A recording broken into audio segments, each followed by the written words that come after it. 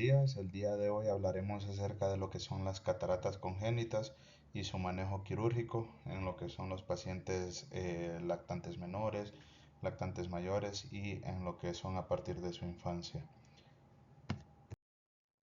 Hablando un poco de la entidad patológica, pues la catarata es cualquier opacidad de dispersión de la luz del lente.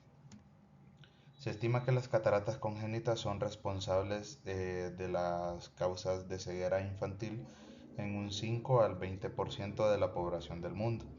La incidencia pues varía también de un país a otro. Hay ciertos estudios retrospectivos en donde la prevalencia de las cataratas infantiles tienen una tasa de 3 a 4 cataratas visualmente significativas por cada 10.000 recién nacidos vivos. Estas pueden ser unilaterales o bilaterales, variando en su morfología, su tamaño, su grado y de opacificación. En su etiología, las causas de las cataratas infantiles han sido pues una fuente de mucha especulación e investigación.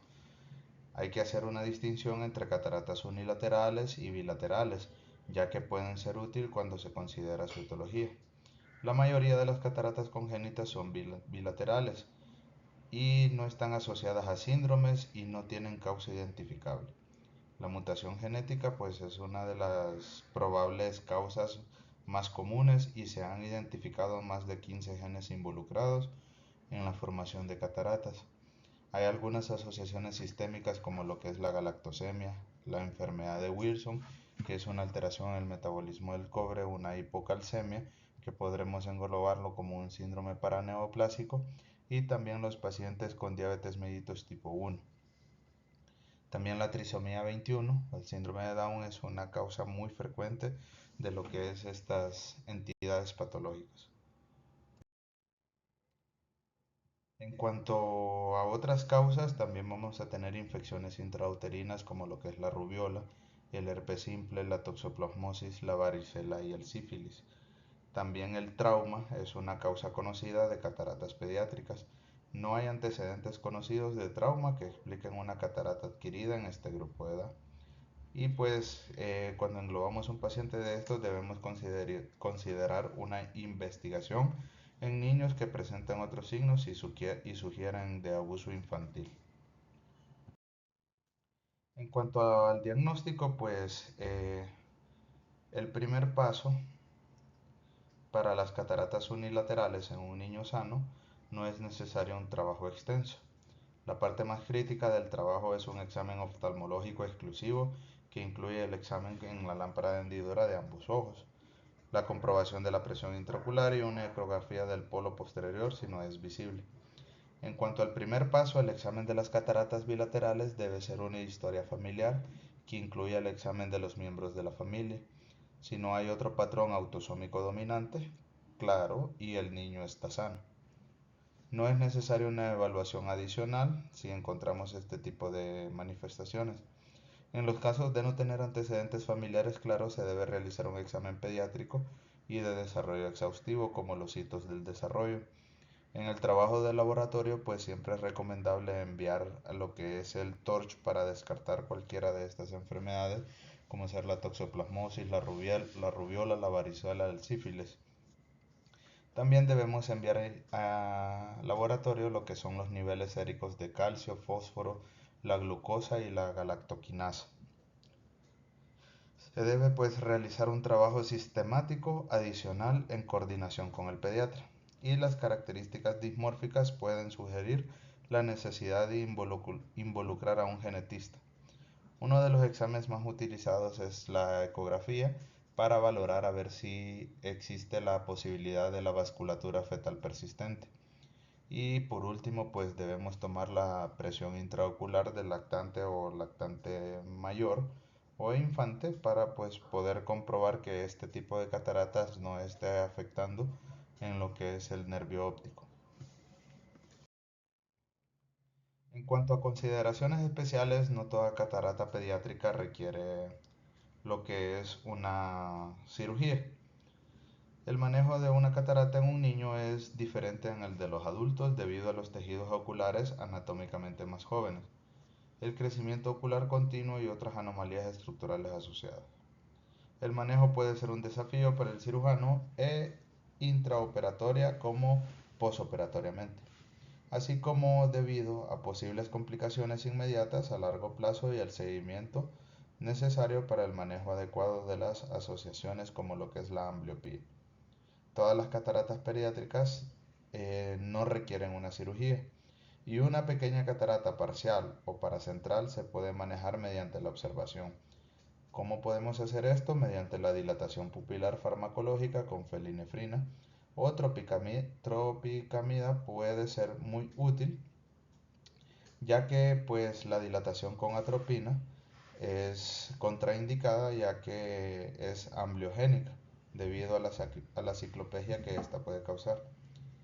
La oclusión a tiempo parcial puede ser necesaria en los casos unilaterales y asimétricos que se desarrollan en este riesgo para evitar lo que es la ambliopía. Estas técnicas pueden al menos retrasar la necesidad de la cirugía hasta el punto en el que el crecimiento ocular se haya estabilizado, ya que implantar un lente intraocular con menos incertidumbre refractiva. Debido a la imprevisibilidad en la progresión de las cataratas parciales, estos pacientes deben ser monitoreados cuidadosamente y se puede desarrollar una ambliopía significativa y no responder al tratamiento, y se debe realizar una intervención quirúrgica cuando tengamos este tipo de casos. En cuanto a la evaluación preoperatoria, pues vamos a evaluar la función visual para establecer la importancia de la opacificación del cristalino. En los lactantes menores o lactantes mayores que sean niños preverbales, tendremos que evaluar la capacidad de fijar, seguir la luz u objetos. También tendremos que evaluar la respuesta al nistagmo optocinético, y el potencial visual evocado puede ser uno de los exámenes más importantes en este tipo de pacientes. Ya los que son infantes podemos utilizar lo que son los optotipos de Snell para poder evaluar la calidad visual. También pues debemos evaluar lo que es si el paciente está con estrabismo o con nistagmo.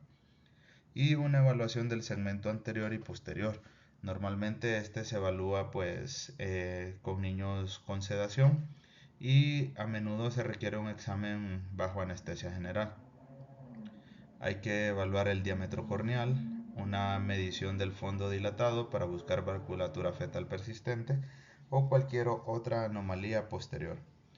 Con un ultrasonido B, si el fondo no es visible, esto va a ayudar a descartar lo que es la vasculatura fetal persistente, un desprendimiento de retina, un retinoblastoma o un coloboma fundal.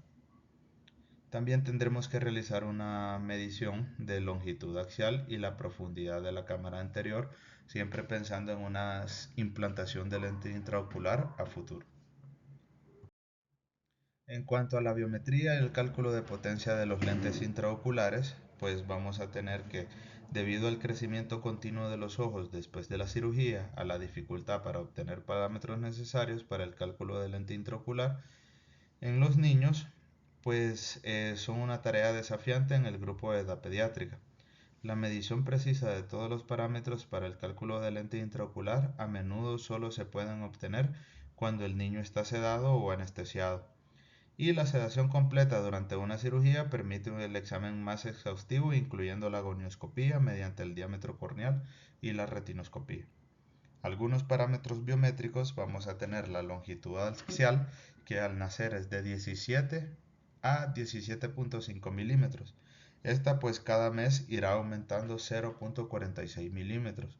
Luego en la fase infantil aumentará por mes 0.15 milímetros, para terminar en la fase juvenil, donde aumenta 0.10 milímetros por mes. El ultrasonido pues como la biometría nos ayudarán a identificar lo que son anormalidades en la longitud axial.